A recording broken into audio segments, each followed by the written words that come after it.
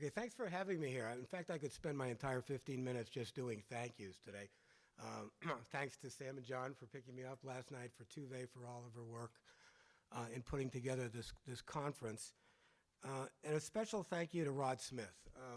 It was great having me just watch him at lunchtime today, because Rod is an academic's academic.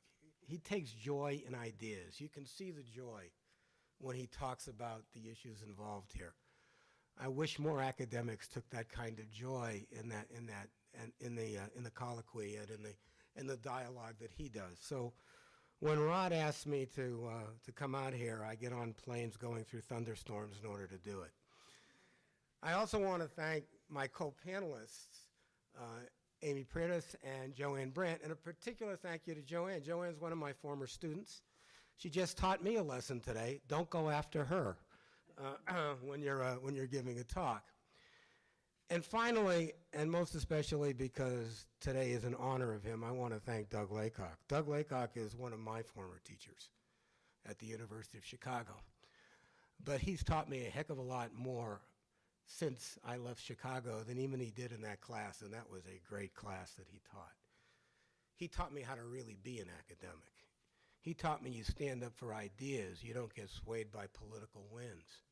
He taught me, and you all heard this today, you know, the hardest position to take in a polarized world is to be in the middle right now, because you get no friends on either side.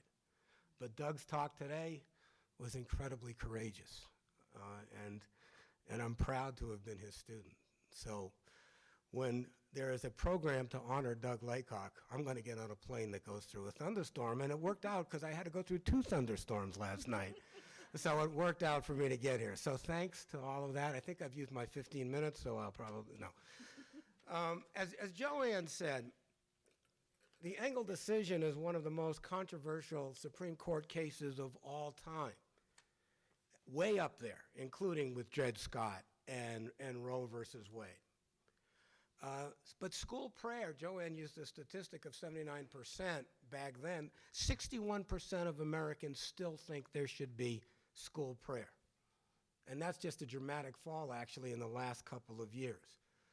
Engel and Schempp gave rise to a political movement known as the religious right. They were one of the great reasons why Christian conservatives started to rallying as a political force, because they believed that God was taken out of the school. And in so doing, they changed the nature, particularly of evangelical approach to politics. The term church and state, the separation of church and state, was originally evangelical idea. It came from evangelical Protestantism, because evangelical Protestantism was concerned with the corruption of religion that takes place when it seeks government support. But the school prayer decisions convinced a lot of evangelical leaders that they had to mobilize because they had lost, because the schools had literally been taken over by other kinds of forces that were antithetical and hostile to their beliefs. So these cases have had a political effect that still resound throughout the nation. And they're still ignored. Joanne used the example of what happened in the 1990s. A lot of my students come in and tell me in the schools of North Carolina that there are still school prayer exercises taking place in North Carolina. But what's interesting about Engel, and what I want to really concentrate on, is Engel, despite all of this importance, has not been a particularly important case doctrinally. Engel relied on 2 factors. One factor that Joanne called the anti-corruption factor was that government shouldn't get involved in religion, and in Engel it was a state-authored prayer. So that was a fairly easy notion that there was something wrong taking place when the state was authoring prayer. That's called the anti-corruption rationale. It really hasn't come up directly in later cases. The other rationale that Engel used was divisiveness. The court talked about I'm quoting, the anguish, hardship, and bitter strife that comes when zealous groups struggle with each other for the government stamp of approval. And that rationale has not been used in later cases, including the later prayer cases. The prayer cases instead, the Lee versus Weissman, looked at coercion as the framework for analyzing whether there was an establishment violation, and in that sense directly rejected Engel, which said coercion was not necessary for an establishment violation. Santa Fe looked at the alienation of outsiders, what is known as the non-endorsement principle, the alienation that people feel when they feel that the government belongs literally to another religion. Those are not just differences in the name of the test, they're a difference in focus. Whereas anti-divisiveness is a structural harm, it's not, coercion and non-endorsement are individual harms. And the later cases make the establishment violation discussed in prayer, not the structural harm of something's going on here that shouldn't happen because of structural concerns, but as an individual kind of injury. Engel and Schempp were concerned with non-individualized harms, but the bitter strife that would take place in the society, the anguish and strife that would take place in the society when religious groups competed against each other.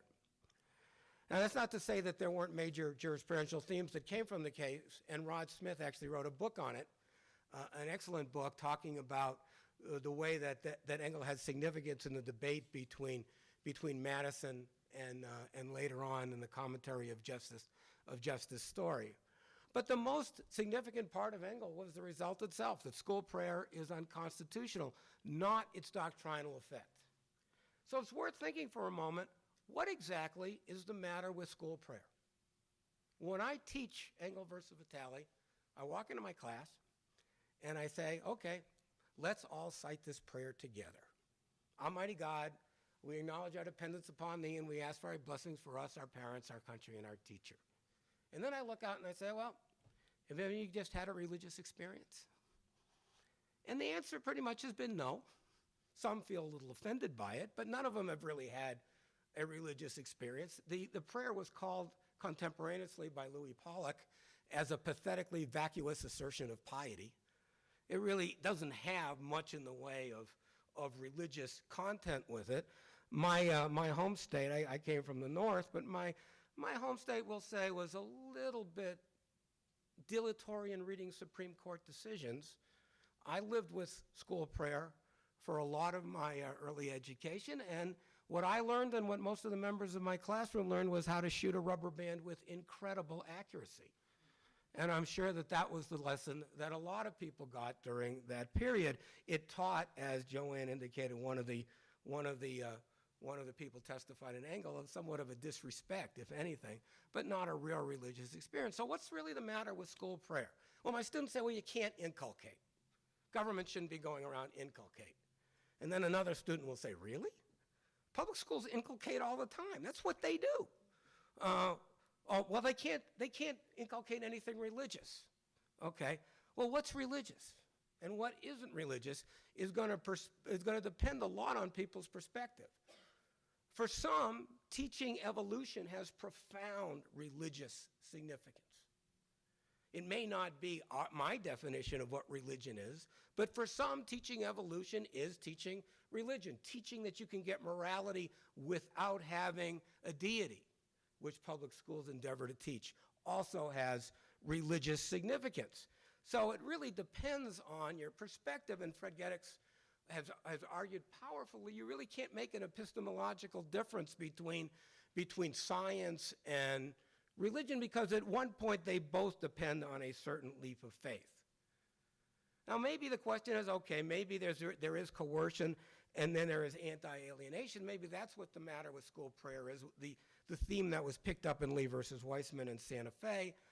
But consider for the moment the alienation that evangelical kids feel when they are being taught evolution under the principle of science. And ask whether that kind of alienation is worse or less than somebody might have listening to a 21-word vacuous assertion of piety. That is why the schools were suddenly perceived as being antithetical to and hostile to religion. To parents of evangelical kids who saw the school prayer decisions as hostile to them, The answers of non-alienation and not coercion is not any answer at all, because as they see it, the entire public school system suddenly became alienating and coercive with respect to them. Which leads me back to Engel and the rationale of Engel. Because as I see it, the question in Engel isn't whether prayer is okay. The question is whose prayer. And that's where the problem is.